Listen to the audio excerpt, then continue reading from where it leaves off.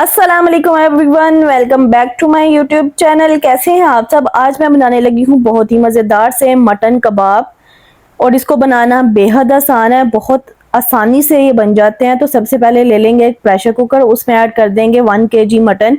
Mutton मैंने हड्डी वाला लिया है, आप चाहें तो बोनलेस भी ले सकते हैं। अच्छी तरह मैंने इसको पहले धो लिया। फिर इसमें ऐड कर देंगे खड़े मसाले, जिसमें है छोटी इलायची, बड़ी इलायची, दालचीनी, लौंग, ज़ीरा और तेज़ पत्ता। थोड़ा सा इसमें ऑयल ऐड करेंगे, 1 टीस्पून ऑयल इसलिए ऐड करते हैं कि जब हम प्रेशर लगा देते हैं ना तो इसकी भाप बहुत ज़्यादा बनती है और सीटी से बहुत ज़्यादा पानी निकलता है।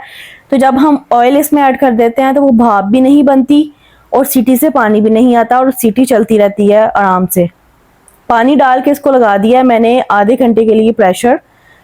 तो आधे घंटे के बाद गोश्त अच्छी तरह गल चुका है।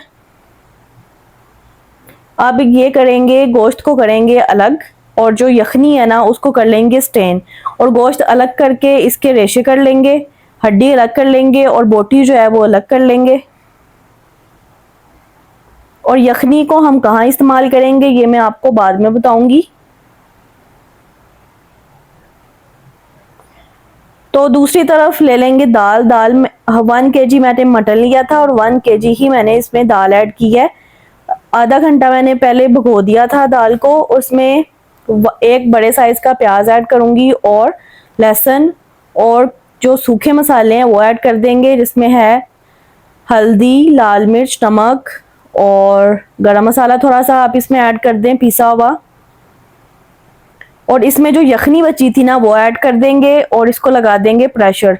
ये जो दाल है ना वो भी यखनी में बनेगी और बहुत जायकादार बनेगी। यखनी को आपने बिल्कुल भी ज़ाया नहीं करना, आप यखनी में ही दाल को पकाएं।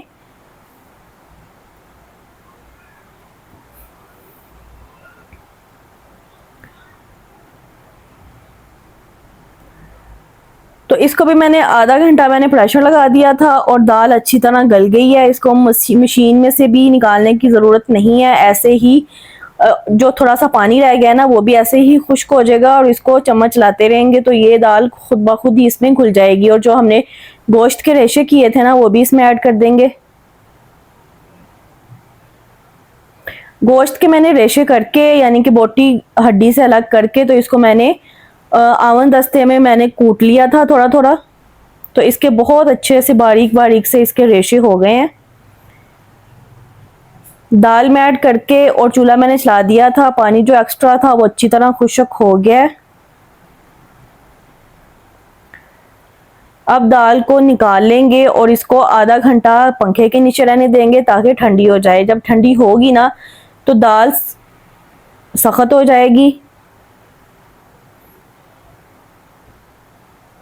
और कबाबों का जो मसाला होता है ना उसको ज़्यादा भी हमने सूखा नहीं रखना होता, क्योंकि अगर ऐसा ही सूखा रखेंगे ना तो जो कबाब हैं वो बहुत सख्त सख्त से बनेंगे, ऊपर से भी सख्त होंगे, अंदर से भी खाने को दिल नहीं करता। तो अगर ऐसे ही नरम नरम बैटर होगा ना तो जब हम फ्राई करेंगे ऊपर से क्रिस्पी होंगे, अंदर से नरम होंगे। तो ठंडा करने के बाद इस मसाले को इसमें ऐड कर दिए मैंने 3 अंडे, धनिया, पुदीना और सब्ज़ मिर्च। इसको अच्छे से अब कर लेंगे मिक्स। अंडा भी मिक्स करने के बाद इसको मैंने आधा घंटा के लिए ऐसे ही छोड़ दिया था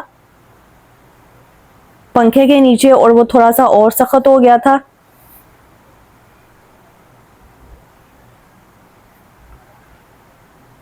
कबाब खाने तो बहुत आसान लगते हैं और मज़ेदार भी लगते हैं, लेकिन इसकी मेहनत काफ़ी होती है।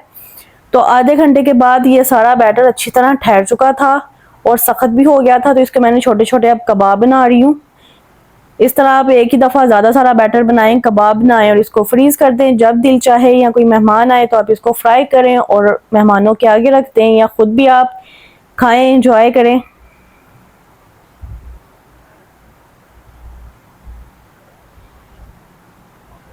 और अगर आपका ये बैटर जो है वो ज़्यादा सख्त हो जाता है ना तो इसको सख्त नहीं, ज़्यादा पतला हो जाता है ना तो आप इसको नॉर्मल करने के लिए इसमें ब्रेड क्रम्स भी ऐड कर सकते हैं। वो इस तरह के आप ब्रेड लें, उसको ग्राइंडर में डालें और उसको घुमा के इसमें ऐड कर दें, वो क्रम्स बन जाते हैं इसके बहुत अच्छे से। और थोड़े से मैंने कबाब बनाए थे और मैंने कहा कि आपको मैं फ्राई करके भी दिखा देती हूँ, क्योंकि दूसरे कबाब बनाने में तो अभी बहुत ज़्यादा टाइम लगना था। और ये रात का टाइम था और हमारी गैस भी चली जाती है, तो इसलिए मैंने जल्दी से मैंने कहा कि आपको मैं फ्राई करके दिखा दूं। और ये देखें कितने मज़े के लग रहे हैं ये कबाब।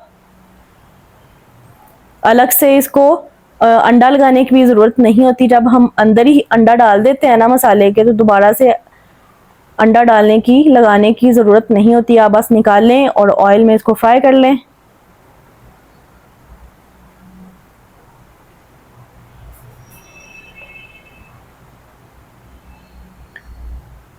ऊपर से क्रिस्पी हैं और बहुत ही खुशबूदार से ये बने थे, और अंदर से नरम है, बहुत ही नरम है।